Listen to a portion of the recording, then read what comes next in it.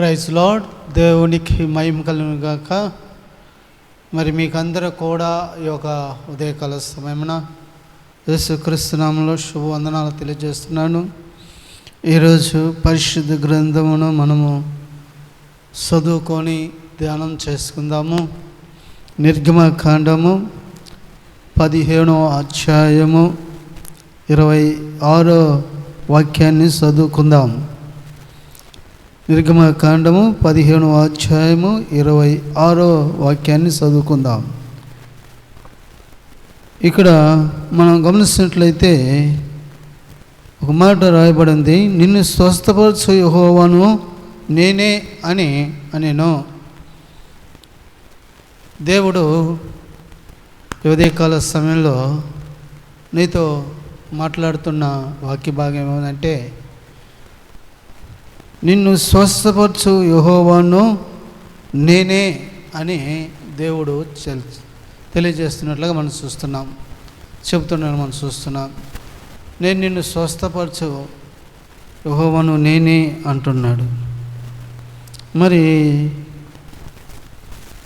స్వస్థపరిచేవాడు దేవుడు. అయితే స్వస్థ పొందుకుంటున్న మనము కూడా ఆయన మాటలు ఉన్నాయి. ఆ మాటలు మనం కూడా శ్రద్ధగా వినాలా, వాటిని అనుసరించాలా, వాటి ప్రకారం జీవించాలా. జీవించినప్పుడే మనకు ఆయన చెప్పినది ఆయన చేస్తాడు, మనము స్వస్థత కూడా పొందగలుగుతాం. ఆ 26వ వచనంలో నేను చదువుతాను, మీరు వినండి. మీ దేవుడైన యెహోవా వాక్కును శ్రద్ధగా విని. ఇక్కడ నీ దేవుడైన యెహోవా వాక్కును శ్రద్ధగా వినాలా. ఒకటి ఏం చెప్తున్నాడంటే, నీ దేవుడైన యెహోవా వాక్కును శ్రద్ధగా వినాలా. వినటం వల్ల విశ్వాసం కలుగుతుంది. అది క్రీస్తుని గురించిన మాట వల్ల కలుగుతుందని రోమపత్రిక 10వ అధ్యాయం 17వ వచనం మనం చూస్తున్నాం. కాబట్టి ఈ లోకంలో జీవిస్తున్న నువ్వు, ప్రతి ఒక్కరూ కూడా దేవుని మాట వినాలా. వినటం వలన విశ్వాసం కలుగుతుంది. అది క్రీస్తుని గురించి మాట వల్ల కలుగుతుంది. ఇక్కడ ఏం చెప్తున్నాడంటే, మీ దేవుడైన యెహోవా మాట వాక్కును శ్రద్ధగా విని. మీ దేవుడైన యెహోవా వాక్కు శ్రద్ధగా వినాలా. వినట వలన ప్రయోజనం ఉంటుంది, మేళ్ళు ఉంటాయి, దేవుని ఉంటుంది. కాబట్టి దేవుని మాటలు వినాలా. మనము చాలామంది వింటారే కానీ మరి ఈ చెవుని వింటారు, ఈ చెవిని విడిచిపెట్టేస్తారు.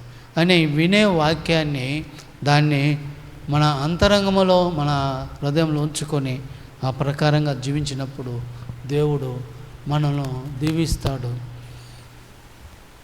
మనల్ని స్వస్థపరుస్తాడు, మనల్ని బాగు చేస్తాడు. ఇది ఒక మాట వినండి.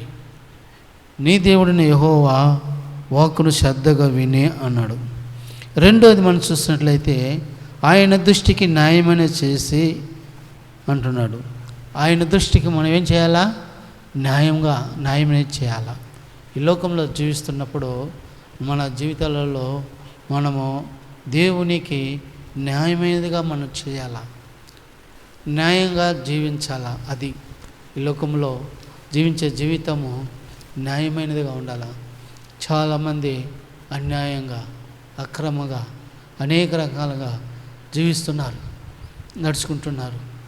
కాబట్టి ఇక్కడ దేవుడు చెప్తున్నాడు, రెండవ మాట ఏం చెప్తున్నాడంటే, ఆయన దృష్టికి న్యాయమైనది చేసేదిగా మనం ఉండాలా.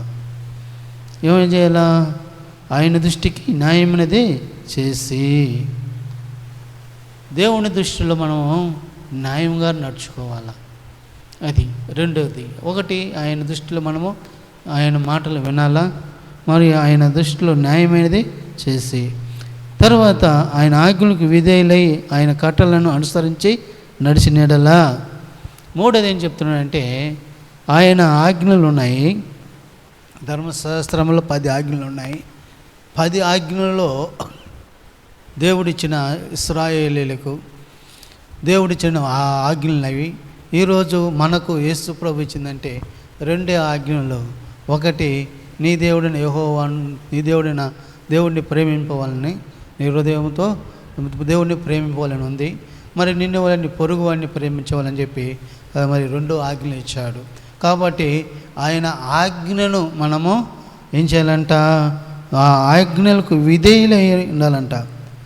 ఆయన ఆజ్ఞలకు విధేయులై ఆయన కట్టలను అనుసరించి నడిచినట్లయితే ఈ యొక్క 3 విషయాలు దేవుడు చెప్తున్నాడు. ఏం చెప్తున్నాడు? ఒకటి, ఆయన మాటలు మనం ఏం చేయాలా? వినాలా, శ్రద్ధగా వినాలా.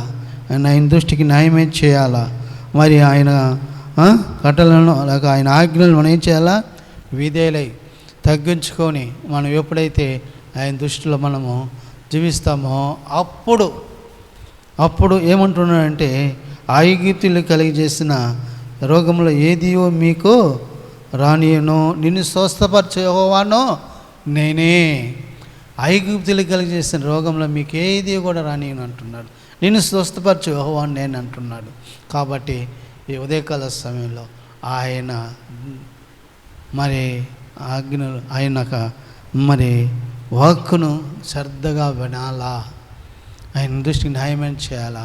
ఆయనకు విధేయులై మనం తగ్గించుకొని ఆయన సన్నిధిలో నడుచుకున్నప్పుడు ఆయన ఐగుప్తులు కలిగిన రోగం ఏది కూడా మీ మీదకి మీకు కలుగు చేయను, నేను స్వస్థపరిచే యెహోవాను నేనని చెప్పి ఆయన మనకు వాగ్దానం ఇస్తున్నాడు. కాబట్టి ఐగుప్తుల్లో 10 తెగులు రప్పించి, రోగాలు రప్పించి నాశనం చేశాడు. అలాంటిది మన మీదకి రానికుండా నేను స్వస్థపరిచే యెహోవాను నేనని చెప్పి నిర్గమకాండం 15వ అధ్యాయము మరి 26వ వచనం ప్రకారంగా మరి దేవుడు నేను స్వస్థపరిచే దేవుడు అని చెప్పి మనం జ్ఞాపకం చేసుకుంటున్నాం. తలవంచండి, నాతో కూడా ప్రార్థనలు ఏకీభవించండి. ప్రార్థన చేస్తున్నాం. ప్రేమ నమ్మకమైన తండ్రి, నీకు వందనాలు. మీ మాటలు స్వచ్ఛమైన మాటలు మాకు అందించారు.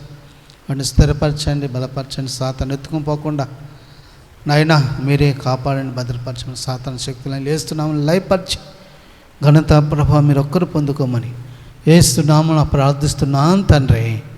ఆమేన్.